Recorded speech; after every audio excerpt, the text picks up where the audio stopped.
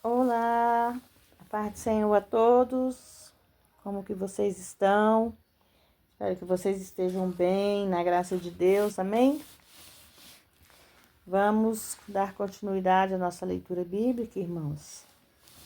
Que Deus possa nos abençoar através dessa leitura, que possa nos trazer paz e muito discernimento, amém? Irmãos, hoje nós estamos entrando no livro do profeta Ezequiel, que fala da visão de Ezequiel da glória de Deus. Amém? Perdão. No capítulo 1, fala: E aconteceu no 30º ano do 4º mês, no 5º dia do mês, que estando eu entre os cativos junto ao rio Quebar, os céus se abriram e eu tive visões de Deus. No 5º dia do mês, que foi no 5º ano do cativeiro do rei Joaquim, a palavra do Senhor veio expressamente a Ezequiel, ao sacerdote filho de Buzi, na terra dos caldeus, junto ao rio Quedar, e a mão do Senhor estava ali sobre ele. E eu olhei e vi um vendaval que vinha do norte, uma grande nuvem, um fogo revolvendo nela, e um brilho ao redor, e no meio dela havia algo, como de cor de âmbar, que saía no meio do fogo. Também do meio delas veio uma semelhança de 4 seres viventes, e esta era a sua aparência. Eles tinham a semelhança de homem, e tinha cada um deles 4 rostos, como também cada um deles tinha 4 asas. E os seus pés eram pés direitos, e a sola dos pés eram como a planta do pé de um bezerro. E eles reluziam com uma cor de metal polido. Ele também tinha mãos de homens debaixo de suas asas nos 4 lados, e todos 4 tinham seus rostos e suas asas. As suas asas eram unidas como uma na outra. Elas não se viravam quando andavam, para qual andava para sua frente. A semelhança dos seus rostos era o rosto do homem. À direita, todos os 4 tinham o rosto de leão. E à esquerda, todos os 4 tinham o rosto de boi. E também todos os 4 tinham o rosto de águia. Nesse modo, eram os rostos e suas asas eram esticadas para cima. Cada qual tinha 2 asas juntas uma à outra, e 2 cobriam seus corpos. E cada qual andava diante do teu rosto, para onde o Espírito havia de ir, eles iam, e eles não se viravam quando andavam, irmãos. Quando a semelhança dos seres viventes, o seu aspecto era como brasas de fogo ardente, como uma aparência de tochas. O fogo subia e descia entre os seres viventes, e o fogo resplandecia, e relâmpagos saíam do fogo. Os seres viventes corriam e retornavam à semelhança dos relâmpagos. E viu os seres viventes, eis que havia uma roda na terra, junto aos seres viventes, uma para cada um dos seus 4 rostos. As rodas, irmãos, representam direção, daí os olhos do versículo 18. Os aspectos das rodas e as obras delas era cor de berílio. E os 4 tinham uma mesma semelhança, e o seu aspecto e a sua obra era como de uma roda, como se uma roda estivesse no meio de outra roda. Quando eles andavam pelos seus 4 lados, e não se viravam quando andavam. Irmão, aqui quando fala, e não se viravam quando andavam, provavelmente indica que elas andavam em linha reta e que as rodas não se viravam, como as rodas normalmente fazem. Isso sugere a ideia de ter uma operação ordenada e harmoniosa. Versículo 18. E os seus aros eram tão altos que até amedrontavam, e as 4 tinham os seus aros cheios de olhos ao redor. E quando os seres viventes andavam, as rodas andavam ao lado deles. E quando os seres viventes elevavam-se à terra, as rodas também se elevavam. Para onde o Espírito queria ir, iam para onde o Espírito tinha que ir. E as rodas se elevavam defronte deles, porque o Espírito ser vivente estava nas rodas. Quando eles iam, elas também iam.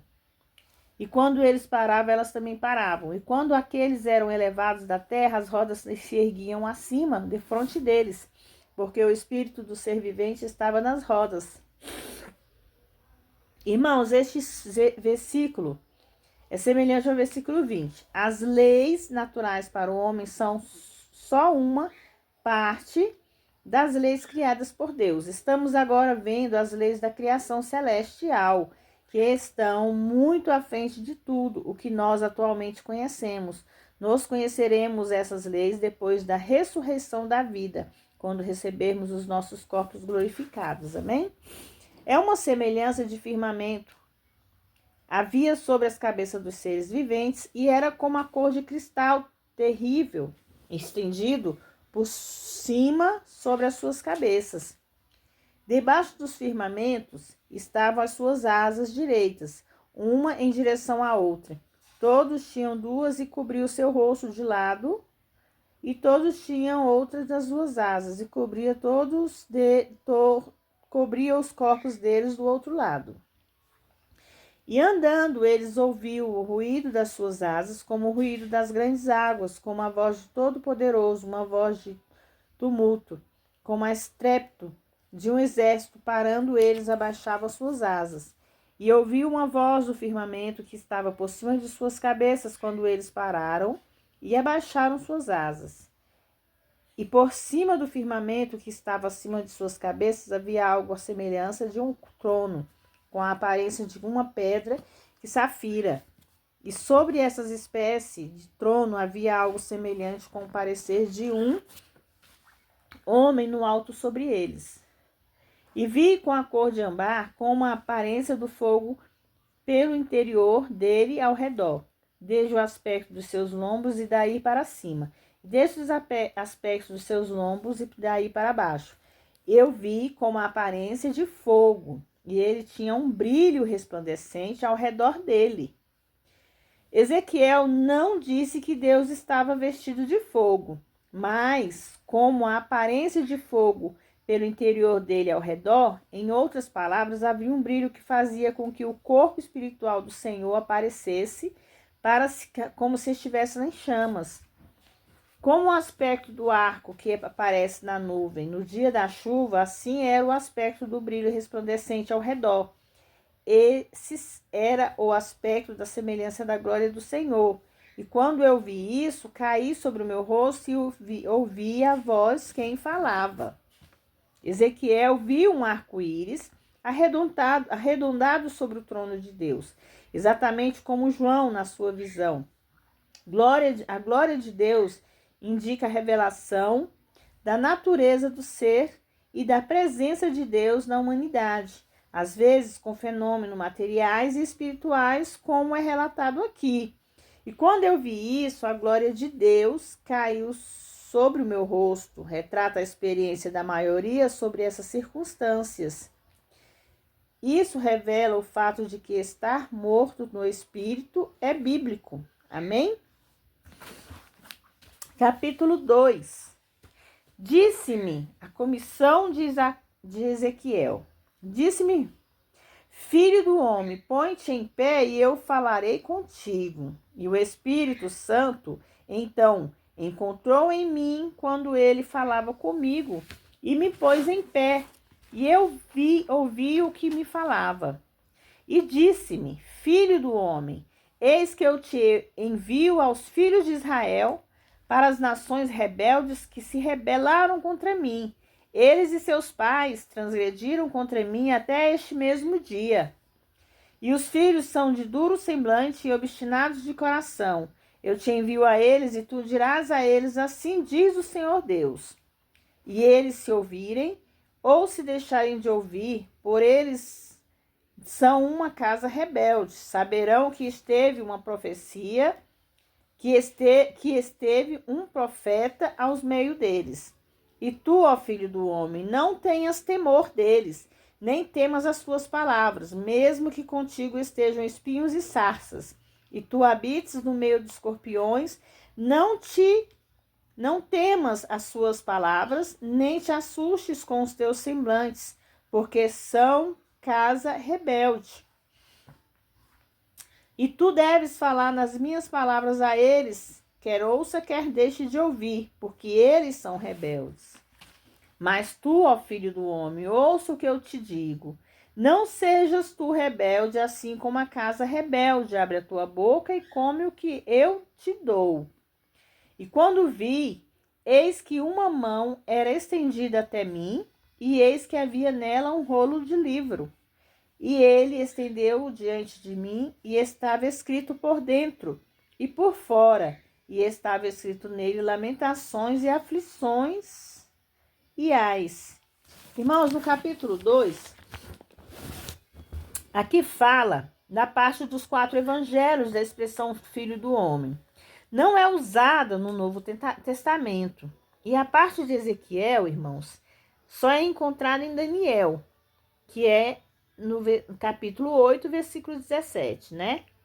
Toda a glória de Deus é esboçada aqui em outros lugares. O homem caindo sobre o seu rosto diante dela revela a sua condição caída em resultado da queda do jardim do Éden. Filho do homem põe-se em pé, reflete a experiência de nascer de novo. O homem é levantar-se do teu estado caído. Na frase, o Espírito então entrou em mim, refere-se a Ezequiel recebendo o Espírito Santo para realizar uma tarefa específica. Não é o mesmo que o batismo que o Espírito Santo, que só poderia ser recebido depois da cruz de Cristo. Ezequiel, neste livro, é tratado como filho do homem e não como um filho de Abraão, porque Israel era então Loamir, não meu povo. Jesus era o filho do homem, esse foi o seu título na rejeição, portanto ele proibiu os seus discípulos de anunciá-lo como Messias, pois ele, como filho do homem, deveria sofrer. Eis que te envio aos filhos de Israel. Refere-se à primeira comissão de Ezequiel. Na verdade, esse grande profeta iniciou seu ministério aproximadamente 5 ou 6 anos, mais ou menos, da destruição de Jerusalém, irmãos, em 586 a.C., viu? As palavras de Ezequiel que ele teria que falar, as palavras de Jeová Adonai. Deus era autor delas. No hebraico, o nome Senhor Deus é Jeová Adonai. Como tal, característicos das profecias de Ezequiel, esse nome ocorre 214 vezes, irmãos. Pela primeira vez, o Senhor chama Ezequiel de profeta. O Senhor está falando principalmente dos exilados.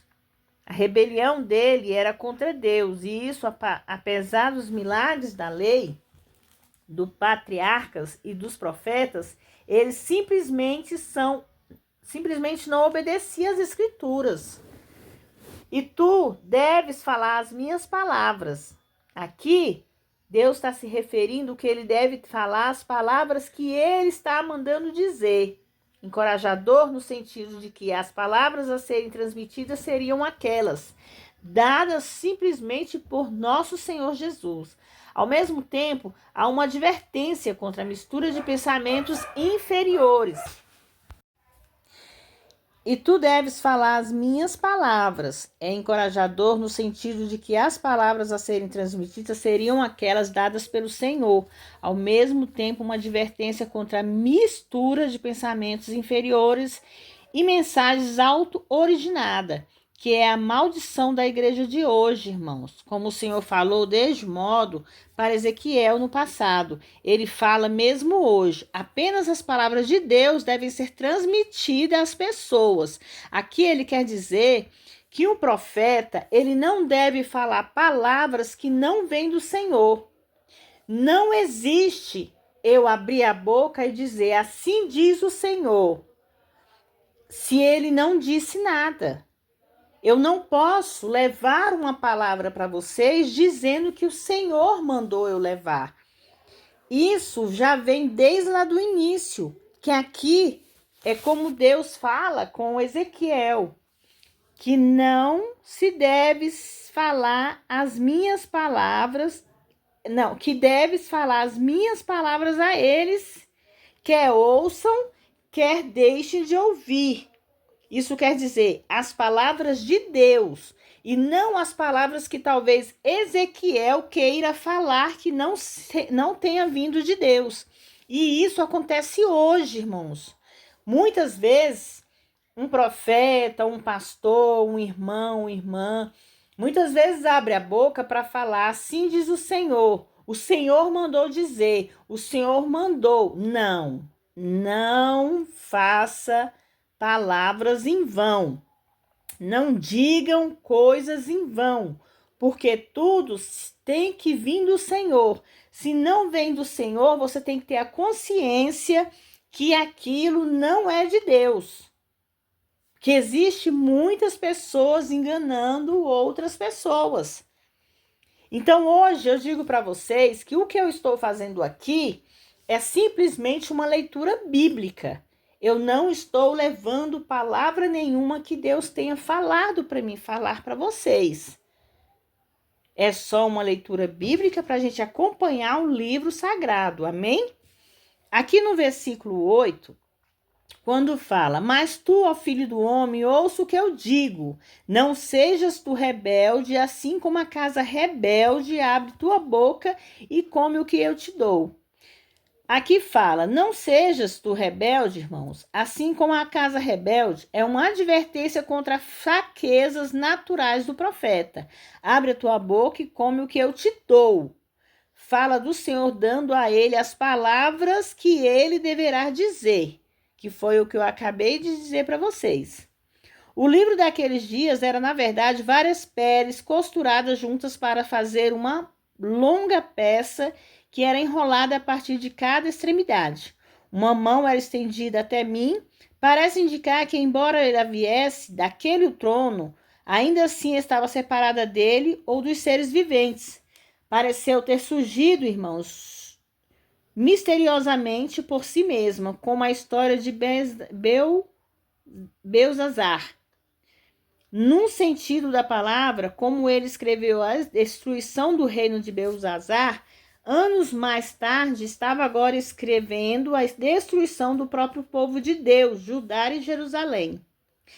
Quando o Senhor estendeu diante dele, ele percebe que não se tratava de nenhuma mensagem de boas novas, mas, em vez disso, de lamentações e aflições, irmãos. Porque Deus estava enviando a destruição. Não porque Deus é ruim, mas porque aquele povo não queria ouvir a palavra de Deus. Era um povo rebelde. Agora imagine como está o mundo de hoje, irmãos. Hoje, quantas rebeldias existem, quantas pessoas estão deixando de seguir a Deus, quantas pessoas estão deixando de ouvir a palavra e acreditar no que vem de Deus. Então, que nós possamos ter sabedoria e discernimento e entender o que Deus quer falar conosco, entender quando Deus fala conosco e quando não é de Deus. Amém? Que vocês possam entender essa palavra, que Deus abençoe a vida de vocês, guarde a casa de vocês, amém? Que vocês possam compartilhar, que vocês possam se inscrever nesse canal, me ajudando a crescer mais e mais aqui e levar mais e mais a palavra de Deus. Fiquem todos na paz do Senhor, amém?